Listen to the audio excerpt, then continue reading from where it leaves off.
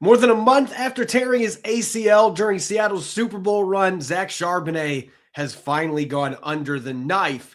Will this late surgery have an impact on what Seattle ultimately does in the offseason free agency and or the draft? We're going to be breaking it all down here on our Blue Friday edition, Locked On Seahawks.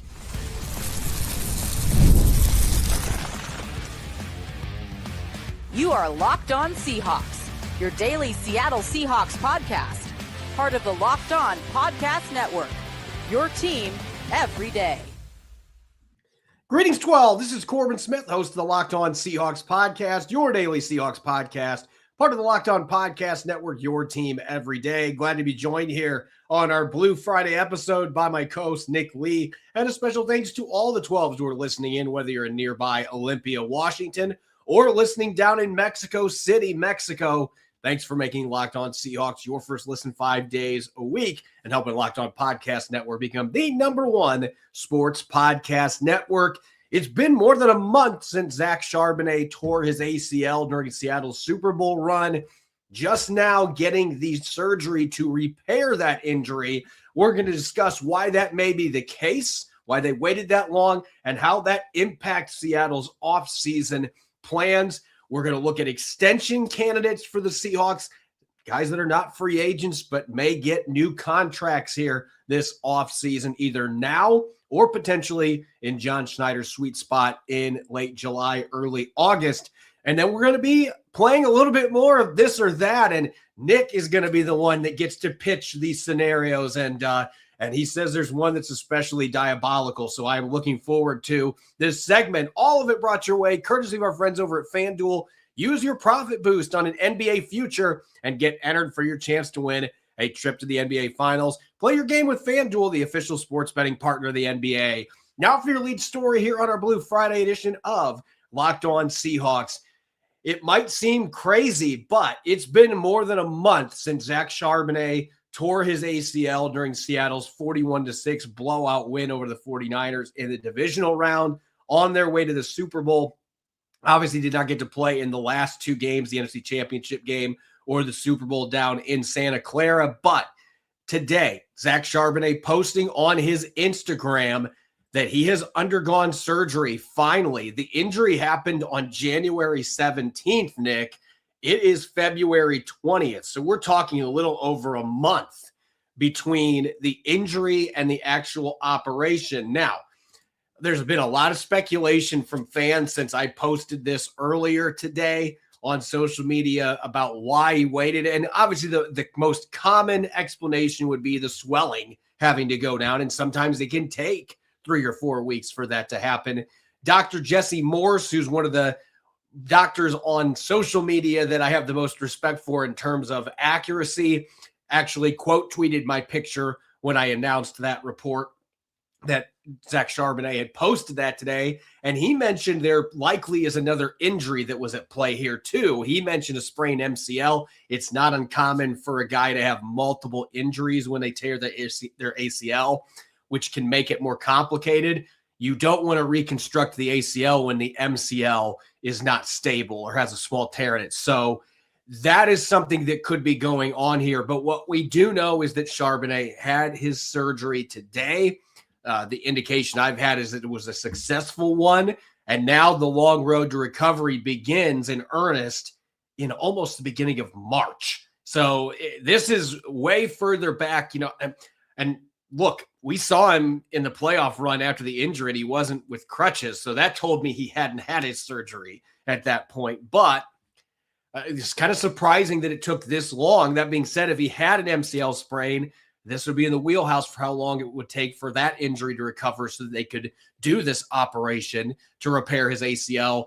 No matter what, it happening this late in the game, there's going to be an impact, whether that's on Ken Walker III, how much the Seahawks pay to bring him back, and or what ends up happening in the draft in April. You have to believe there's going to be a ripple effect with how late this is, because we're now looking at most likely the best case scenario is mid-season coming back in 2026. Yeah, I mean, he's going to be out for a good long while, and I'm not sure how different that would have been had he gotten surgery right away, honestly. Maybe we're talking about a week or two more. Who knows? That's all conjecture at this point. But yeah, that certainly does make things interesting with Ken Walker's negotiations. I think if we have like this table of chips, negotiating chips and leverage, I think that kind of pushes it towards Ken Walker's side a little bit more, saying, "Hey, you guys need me because Sharp's going to be out for a while, and maybe throw in a couple extra mil in there for me." And that's just how these negotiations go. They could maybe sense, not that the Seahawks are desperate, because I don't think that's how the Seahawks operate, because they're just such a well-run organization. I don't see them doing some sort of like panic buy because of this. The toilet paper will still be at Walmart. There's no panic buys going on here. But I do think it slightly pushes the leverage towards Ken Walker in any sort of long-term extent or re-signing, I guess, at this point. And yeah, you bring up the draft. It is an interesting running back draft. There's not a ton of like can't miss prospects. It's certainly not as deep, I don't think, as the class we had last year. And so do they maybe reach for a running back that they wouldn't normally do? And I kind of wince because they only have 4 draft picks right now. You and I were talking about your mock, and it's like, man, they only got 4 picks. That's some prime premium draft capital right now that you really would hate to use, only because you're not going to have your Robin to your Batman for the first half of the season. You'd hate to mortgage a draft pick just because of that. So another avenue they could go, even if they do re-sign Ken Walker, is maybe bringing in another vet on a cheaper deal, a Brian Robinson maybe, or a Kenneth Gainwell, that kind of area, kind of supplements the 1B running back position until Charbonnet can get back and kind of fill that room up, because right now even George Holani is a restricted free agent. And they have a few other decisions to make with the roster. We're talking Velus Jones and Cam Akers, I believe, got futures contracts. So we're talking about those guys. If the Seahawks, don't for some reason sign Ken Walker, and Charbonnet is not going to be part of the picture maybe till Halloween. So yeah, leverage with Walker, and I maybe start looking at re-signing Ken Walker a little bit more urgently, and maybe even another veteran, a low-cost veteran to bring in. I'm picturing the negotiations, maybe not even bleak, but from a humor standpoint, I'm picturing this being like the original Austin Powers, where you've got number 2 saying, "I like to live my life dangerously." And that in this case, it may be Ken Walker III, like, "I'm not taking your offer yet because I'm going to see what's out there for me." And then John Schneider, "I too like to live life dangerously," putting a little bit more money out on the Just table. 15 million. Yeah, I think this is, and Dr. Evil being the negotiator here, $14 million. Yeah, I'm just picturing this going on. But anyway, getting in all seriousness here, it does put more leverage into Ken Walker III's corner, because when you look at Seattle's depth chart right now, if you're going into the season without a healthy Zach Charbonnet, Kenny McIntosh is coming off his own ACL tear. Didn't play this past season. It would be George Holani, Kenny McIntosh, and then Velus Jones and Cam Akers. And Jacardia Wright is the other one that I think is the wild card to watch there, because I thought he was impressive before the undisclosed injury that he had that landed him on practice squad injured reserve. He's a guy that could be back in the mix there, that has more of that ground and pound between the tackles, bruising style that would help make up for Charbonnet being out. But there's not a clear starter that is in that group. George Holani is a guy that, if he can stay healthy, I think maybe has that kind of talent. We haven't gotten to see enough of him out there. Kenny McIntosh, he's been good when he's played, but he's had injuries. So this creates a lot of issues there. And that's why I kind of threw J.K. Dobbins' name out there a couple weeks ago. I know he's got a very lengthy injury history, but your new running back coach was with the Baltimore Ravens for 5 years. I don't think they intertwine, but he likes that style of running back in this type of an offense. And Dobbins has been good when he's been healthy. That has been a big if, but that might be a guy that you can buy low and have some incentives baked in and bring on board that could help you get by. But I think this just puts a lot more pressure on John Schneider to try to get something done with Ken Walker III. I can't, maybe they go into this draft thinking they can go get somebody. And there's a few good backs in this class. I mean, if you want to check out my mock draft, I'll give you a little bit of a snippet. I mean, I had 4 picks, but I had the Seahawks picking Jonah Coleman in the 3rd round and keeping him in the Pacific Northwest. I think he'd be a really solid fit in this kind of an offense. So maybe they go that direction, but it does create an interesting conundrum, Nick. There's no question about it. Yeah, and you bring up a good point too with J.K. Dobbins, and that's kind of the vein I was going at with bringing in a veteran, a low cost. And again, even if you do bring in Ken Walker, I think you still need to look at possibly adding to that depth chart. And yeah, let's say they do get Ken Walker back for, I don't know, 4 years, $12 million each year or something like that. Yeah, like a Dobbins. I listed Brian Robinson because of the history with Fleury at San Francisco as well. Maybe there's a connection there too. But either way, again, I don't think the date of the surgery, being it so late, I'm not sure this was like some catastrophic development that all of a sudden, Sheldon throwing the papers into the air of their offseason plans. I really think that it doesn't alter it that much. Yeah, at the end of the day, the timeline for when he's going to be back is impacted by this, but the Seahawks had to be going into how late this injury happened to begin with, had to be going into this thinking, we're going to have reinforcements there. They might re-sign Ken Walker and then make some moves to get extra picks and try to get a running back in the draft too. I mean, they might double dip in that case too. They've got some avenues to go with, but I feel like there's now some more urgency to this that there probably already was there, quite frankly, as you mentioned, coming off this injury and how late the surgery ended up happening. When we come back, we've talked so many of the pending free agents that we have forgotten to look at the extension candidates, and there's several of them that have a year left under contract. The Seahawks might look to get extended early with the cap space they have. We're going to rank those pending upcoming free agents for 2027 coming up next here on our Blue Friday edition of Locked On Seahawks. The winter games are officially underway, and if you're anything like us, you're locking in for events you only get to see on the biggest stage every 4 years, and that's why following the winter games on FanDuel just makes sense. From medal counts to individual events to finding your angle on the sports you care about most, FanDuel gives you more ways to stay connected to the action in Italy. The drama of curling matches that start slow and somehow get intense fast. Speed skating races decided by inches. Hockey games that feel different right from the opening face-off. How about the championship game coming up? U.S. and Canada on Sunday morning. Even niche events become must-watch when you're fully locked in the competition. The winter games are on, and there's no better way to follow them than with FanDuel. FanDuel, play your game.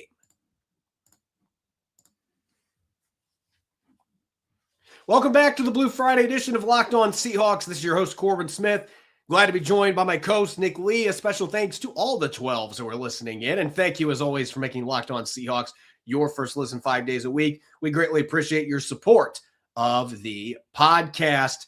And for all of our everydayers out there, you're tuned in on the Seahawks day in, day out. Take it up a level with the Everydayer Club, Locked On Seahawks. Go ad-free, exclusive Discord access to chat with podcast hosts like myself, and much, much more. Just $5 a month, $50 a year. You can join the Everydayers Club for Locked On Seahawks at lockedonseahawks.supercast.com. Make sure to check it out. We are closing in on the start of free agency, and one of the things that's always interesting about this time of year is the discussions that are going to be going on in the Combine next week, Nick. It isn't just about players right now that are going into free agency. There are discussions with agents that end up leaning into, well, this player's got 1 year left in his current deal, and we'd like to start talking extensions. And that's the sweet spot for John Schneider. He has very rarely extended players who have more than 1 year left under contract. But you have an abundance of players who are going to be free agents, or at least scheduled to be free agents in 2027 that are extension candidates that John Schneider could try to get inked up right now. And you look at that group headlined by Jackson Smith and Jigma and Devin Witherspoon. The Seahawks do have the fifth-year option at their disposal with those two players. So that gives them a little bit more freedom to wait this out and not extend those two players right now if they don't want to. They have that extra year of club control that is at their disposal. You have Anthony Bradford, a multi-year starter, Derek Hall, who came on late in the playoffs. He's been hit and miss with production, but a high-energy guy. Zach Charbonnet, who we just mentioned, he's going to the final year of his contract. Leonard Williams actually is in the last year of his deal. He has a void year at the end, but that technically doesn't count in the sense he's not going to be playing for the Seahawks if he gets to his void year. Jason Myers and Uchenna Nwosu. So right there, we've got 8 names. I think you and I would be in agreement. There's a couple guys there that probably, when you're looking at injuries or position value, maybe you're not the most prioritized players in terms of an extension right now. But I want to have some fun with this, and you and I are going to rank our extension candidates in terms of importance. And that might have a little bit of gray area in terms of what you think is important. But I'm curious to hear your thoughts on how this list would shake out for you in terms of who you think is the most important player to extend right now and which players would be towards the back of your list.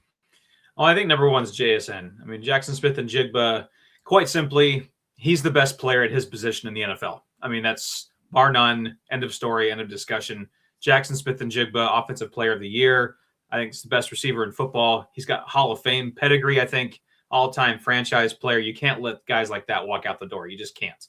I mean, now it is dangerous to say, re-sign him and extend him at all costs, for a receiver. That's when it gets a little scary, but just he's got to be the most unproblematic, alpha number one wide receiver since like Steve Largent. I don't know. The Seahawks have a good history, I guess, of finding really, really, really good number one receivers that are just unproblematic. And we know exactly what problematic WR1s look like in the NFL. And JSN is absolutely not one of them. So just as far as how, great of a teammate is and going from that direction to just an elite receiver. I'd say he's number one. And I toyed with Leonard Williams or Witherspoon being 2. I ended up the tiebreaker went to Leonard Williams for me for number 2, only because of his position. And how did the Seahawks win the Super Bowl? With the line of scrimmage, dominating the line of scrimmage, especially on the defensive side. And of course, Leo Williams being the spearhead, the big cat himself, was kind of in the spearhead of that. And I mean, he'll age well too. We talked about this a couple of shows ago. I think he has a game that should age well. I mean, obviously you're not going to sign him for 4 or 5 years in an extension. Ranked second in the NFL amongst interior linemen in QB pressures, counting the playoffs in the entire league.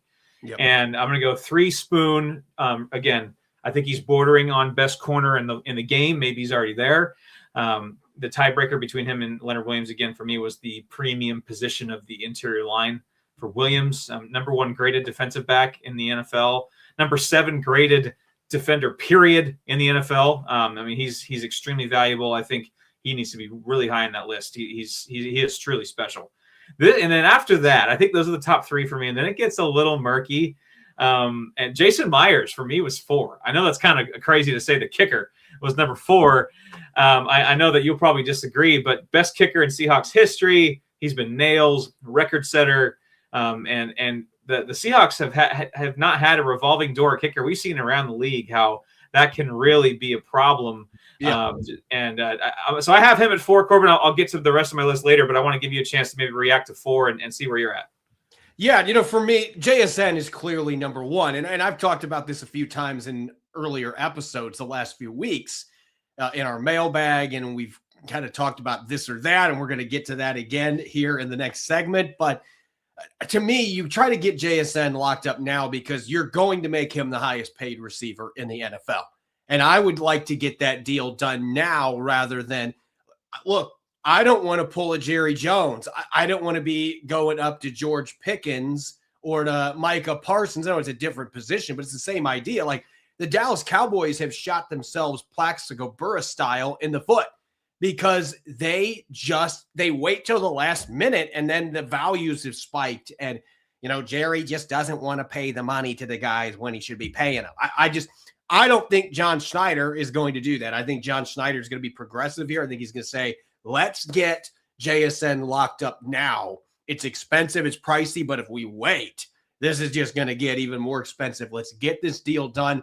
I've got Spoon at number 2. And for me, the difference maker is the age in this case. And I just think this is not a typical corner that just is a shutdown guy. We've seen what he does blitzing and his run defense. I mean, he is as valuable of a corner as you're going to find in the NFL as an all-around player. And he's still only 24 going to 25. Like, he is still a really young player. So he's number 2 for me. Big Cat comes at number 3. I think all 3 of these guys I would try to get done now. Spoon, very similar. Like, let's just pay him the money now. We know he's one of our fixtures on this team. And Leonard Williams, I'm looking at that void year and thinking, hey, I might be able to help myself out a little bit with a salary cap. Let's get this taken care of where we extend his deal 2 more years. And then that means he's got 3 more seasons with the team. And you can explore another 1 or 2 year deal down the line if you'd like. But I think that is great for both parties there. So that would be my top 3. And then I'm with you after that. It feels like you could kind of throw a bunch of these names up into the air and whatever falls. Oh, that order makes sense. I got Anthony Bradford at number 4, and that's going to shock a lot of our listeners. But the idea of having 5 starters locked up together for the next 3-4 years that are all under 27 years of age, and Anthony Bradford is the youngest player from that group. And I know he had some rough plays at times in the playoffs and in the Super Bowl, but he's still, you look at the game film on the All-22, he was way better than I thought he was watching it live. I thought he had some really good reps in that game. And again, he's the youngest guy. I think you can get him locked up on a 2 or 3 year deal without breaking the bank. And I think he loves playing in Seattle. And John Benton is a huge advocate for him. So I've got Bradford at number 4 for that reason. And you look at the last 4 here for me, as far as the way my rankings go. Again, I've got JSN, Spoon, Leonard Williams, and then Anthony Bradford. And then after that, I've got Derek Hall coming in next because I just think he is the young end that I think has shown more consistently compared to Boye Mafe. And I just think he does a lot of things that don't show up in the box score. He's the one that I'm willing to pay money to.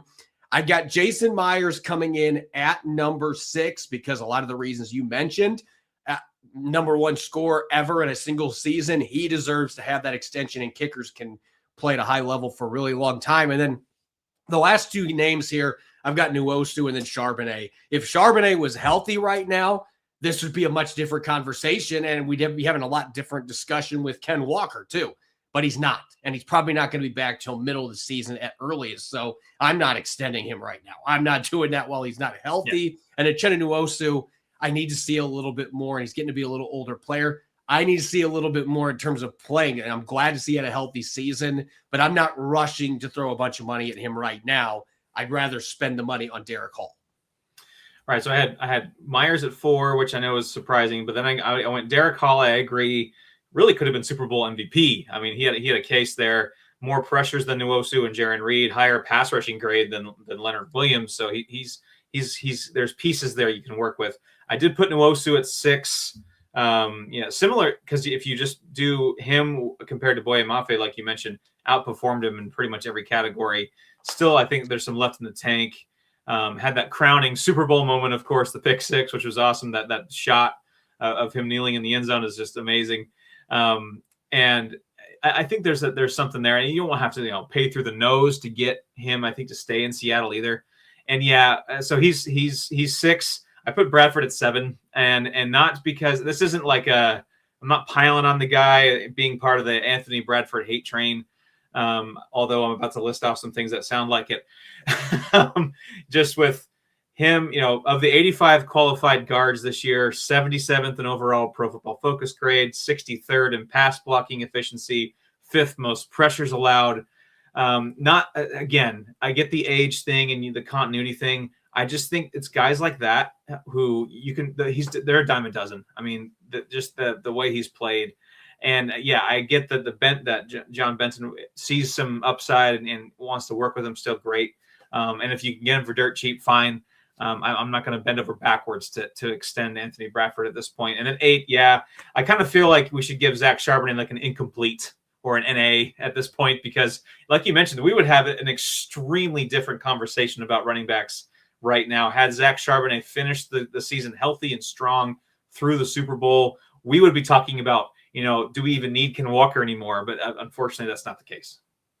Yeah, as you mentioned, that injury, and we talked about the first segment, it just changed. It's thrown a lot of things for a loop, put a curveball in there for John Schneider, and that's the way the NFL goes with the injuries that happen. I really feel like you have 3 or 4 players maybe there that you are really hoping you can get something done, and I think there's a lot of wait and see, and even potentially, we don't need to rush to do this on that list. But I like to look at all the candidates and all the possibilities in terms of free agency when we're discussing extensions with John Schneider and company. When we come back, last week we played this or that. We're going to do it again, but this time, Nick, I don't know if I'm going to regret this or not, but I allowed you to come up with our scenarios that we have to pick one or the other between. It's going to be a lot of fun. We'll get to that up next year on a Blue Friday edition of Locked On Seahawks. Welcome to the 5-Hour Energy Flavor Draft. We're looking at every aspect of the draft to let you know which tasty flavors are the best and which just might be sleepers. The board is set, the flavors are ready, and only one is going to take the top spot. 5-Hour Energy has a wide variety of flavors and offers something for everyone. My favorite flavor that I think is the number one overall pick has got to be sour apple. It's the apple that bites back with a crisp, tangy taste. It's deliciously tart and it's bold, a little sweet and a lot of sour. If you're looking for a sleeper that could climb much higher on the draft board, it's all about the strawberry watermelon with sweet and tart blend, candy-like flavor. It's the ultimate flavor duo. Some flavors, they're just meant to be together. Add strawberry and watermelon to that list of delicious pairings that could be the sleeper of the draft to watch. Find your new favorite flavor of 5-Hour Energy shots available online at 5hourenergy.com or Amazon. Welcome back to the Blue Friday edition of Locked On Seahawks. I'm your host, Corbin Smith. He's Nick Lee. A special thanks to all the 12s who are tuning in. And thank you, as always, for making Locked On Seahawks your first listen 5 days a week. We greatly appreciate your support of the podcast. As we love to do every Blue Friday during the offseason, it's game day, and usually we mix things up. But, Nick, last week we played this or that with 2 different scenarios, and you had to pick one or the other. You couldn't pick both. You couldn't say no to both. You had to pick one or the other. And I got to dish all of them out last week. I created all of them, and you got to answer them. And we got on the show. It's like, man, it'd be kind of funny to see what Nick would come up with. And I don't know if I'm going to regret this, but Nick, I am giving you the mic now to have your own this or that off-season scenarios. And we both get to play John Schneider again. And I have no clue which ones you are going to be throwing at me, which makes it all the more fun. Oh, the things I can think of while I'm sitting in traffic heading home from Bremerton. Let's go with, let's ease into the waters here a little bit. So first one, this or that, Corbin. Give Reek Woolen a contract for, maybe a team-friendly $12 million AAV, get him back in the fold, or retain Josh Joe, but you have to also use your first-round pick on a corner. Whew, that's a doozy. I'm gonna surprise some people with this one. I'm gonna say the Job and draft a corner alternative, and it's because I'm starting to really dive into this draft class. And make sure to check out EmeraldCitySpectrum.com because I drafted a cornerback with a 32nd overall pick. I'm not going to tell you who, but you can check that out on my first mock draft of the season. And I can tell you the guy I picked, he is my favorite corner of this entire draft. There's some guys that are bigger names, but he is my absolute favorite, and I think he would be a Mike McDonald player. So we're going to leave it at that. I actually picked Job for less and then go draft a corner. I like that. Yeah, Job, I think, showed enough there to merit coming back, and certainly there are some exciting cornerbacks in this draft. I'm with you there. All right, second one here. Re-sign Kobe Bryant to around $12 million or so AAV, or trade a third-round pick from your 2026 draft class for Minkah Fitzpatrick. I'm signing Kobe Bryant all day long. I think Minkah Fitzpatrick's best football is behind him. I think he's still a good player, but I think Kobe Bryant is arguably, not arguably, I think he's the better player at this point. He already knows your defense. If I'm going to be spending that kind of money, I'm not giving up a draft pick to go get a guy. I'm just going to bring back Kobe Bryant. I like it. I like you're decisive. I appreciate that. And let's go to another kind of easier one here, or not easier, but maybe low stakes at this point. Second round tender Drake Thomas, and you brought this up in last week, or are we just rolling with Tyrese Knight as the Robin to Ernest Jones Batman?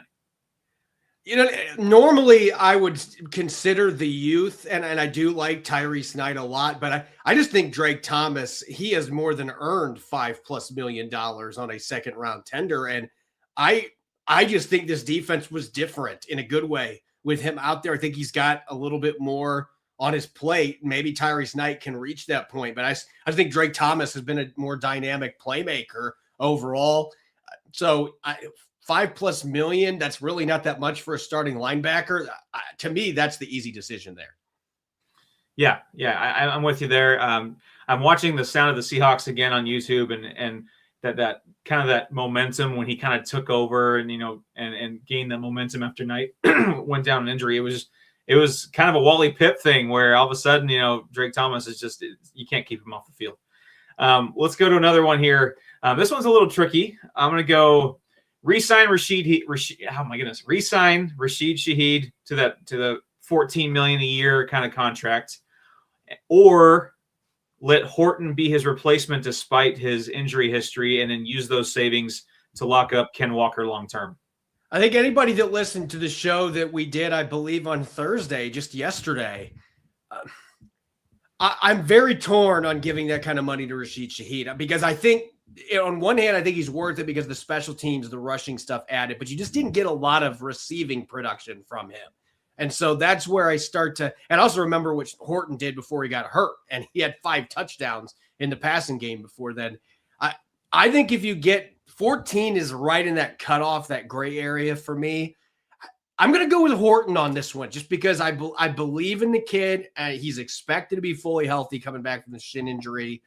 And, I'd like to say both on this. I'd like to have both these guys on the field together finally, but we can't do that in this game. So I'm going to pick the player that is on the rookie contract option, and I can use my money some other places.